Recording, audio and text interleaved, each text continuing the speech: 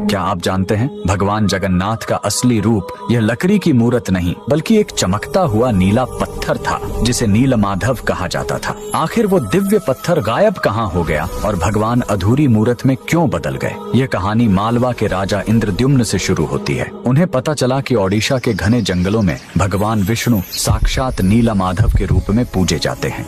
राजा ने अपने मंत्री विद्यापति को खोज पर भेजा। विद्यापति जंगलों में भटकते हुए आदिवासी सरदार विश्ववसु तक पहुंच गए, जो गुफा में गुप्त रूप से नीलमाधव की पूजा करते थे। विद्यापति ने सरदार की बेटी से शादी की और जिद करके गुफा देखने की बात मनवा ली। सरदार ने शर्त रखी कि वे उनकी आंखों पर पट्टी बांधकर ले जाएंगे, लेकिन विद्यापति ने चालाकी की। उन्होंने रास्ते में चुपके से सरसों के बीज गिरा दिए। कुछ दिनों बाद जब बारिश हुई तो सरसों के पौधे उग आए और विद्यापति को गुफा का रास्ता मिल गया। उसने तुरंत राजा को खबर दी। राजा इंद्रद्युम्न अपनी विशाल सेना लेकर घमंड के साथ भगवान को लेने पहुंचे, लेकिन उनके वहां पहुंचते ही नीलमाधव की मूर्ति हमेशा के लिए गायब हो गई। भगवान अपने भक्त विश्ववसु के साथ हुए धोखे और राजा के घमंड से नाराज थे। राजा ने रोकर माफी मांगी और अन्न जल त्याग दिया।